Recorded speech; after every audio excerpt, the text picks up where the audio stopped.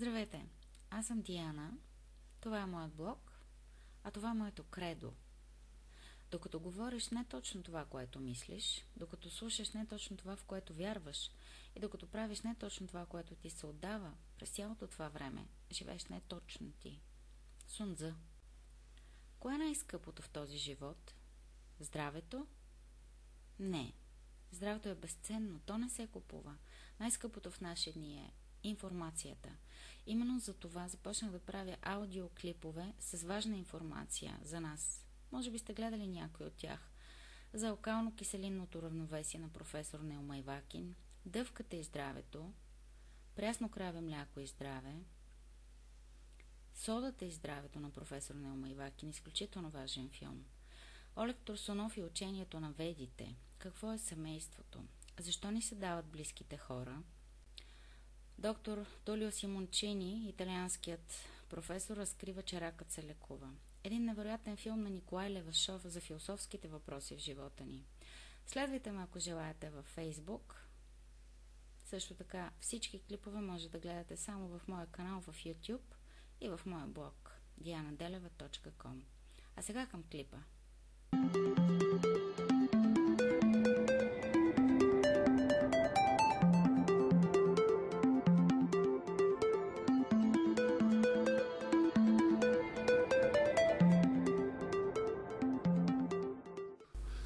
Този въпрос е забавен.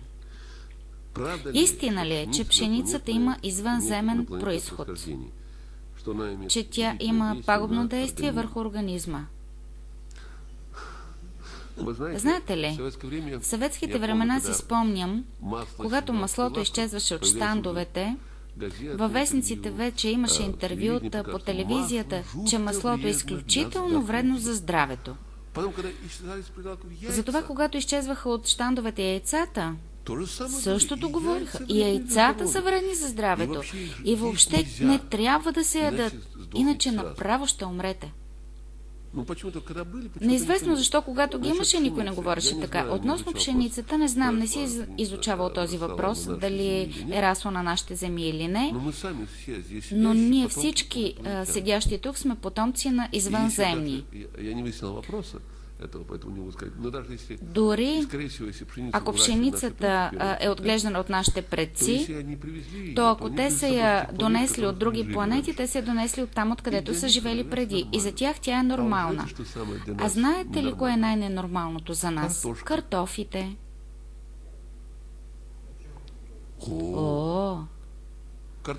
Не са ли ви казали, че картофите са с извънземен произход и че е вредна за здравето? А на празно.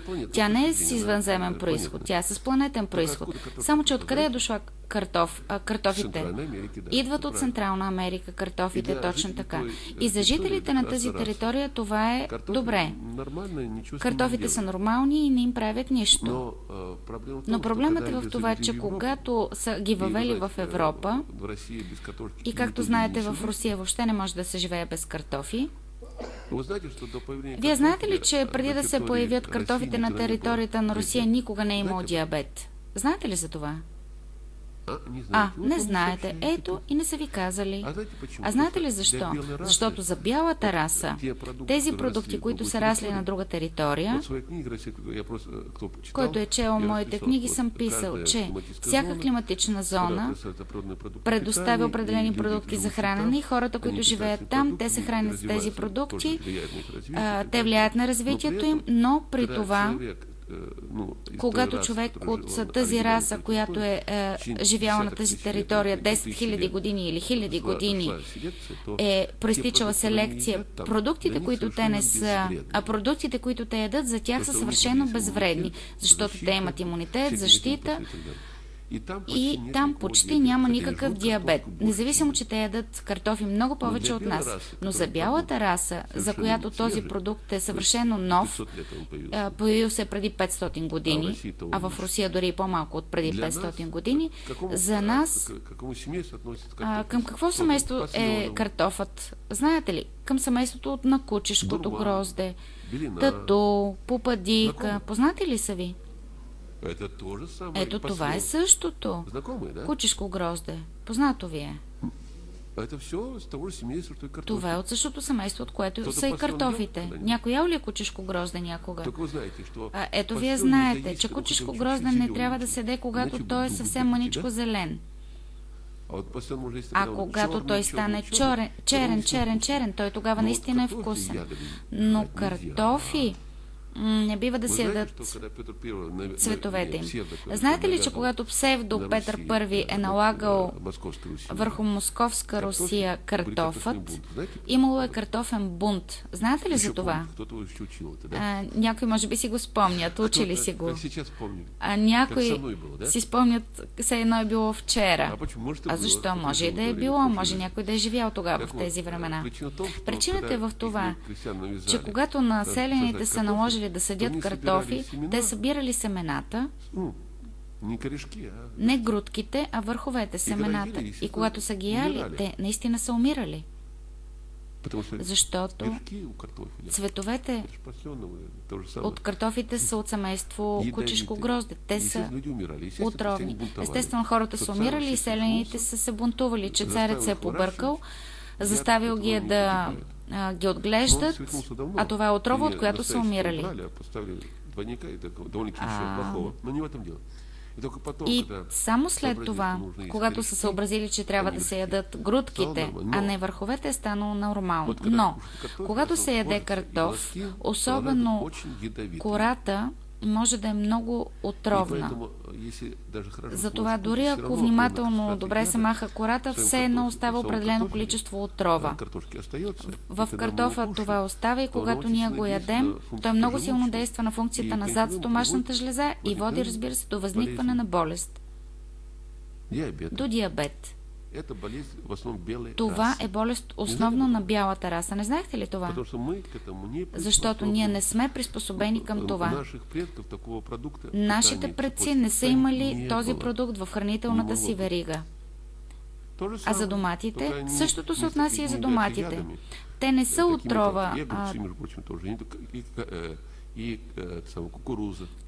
Царевицата също. Всичко това идва от... Репку. А какво да ядем? Ряпа ще ядете. А защо да не може пшеница? Може да се яде. Не всичко, което идва от други територии е отровно, но ако това е отрова, трябва да се знае кое да се яде и кое не. И действително, когато не е имало такова като сега, започнала е бурна миграция на хората от различни континенти, от един върху друг, и се получава, че такава миграция води до това, че хората или предките им в течение на много хиляди години са живели на друга територия и естествено тези хора са яли продуктите, които са били на тази територия. Не е имало самолети. Поне последните 15 хиляди години, така да кажем. Преди това е имало. И за това продуктите, както сега се превозват от една точка в друга, в момента може да си купиш всичко от Китай, от Африка, от Северна Америка. Важното е да имате пари в портофела си. Може да купите сега всичко. Струва ни се, че това е прогрес максимален, но нашата земя, Русия си има предвид, е не по-малко богата на продукти. И когато ние се храним с продукти, които нашите предци са яли хилядолетия преди това, то няма да имаме никакви проблеми с здравето. Организмът ще е много по-здрав, отколкото сега.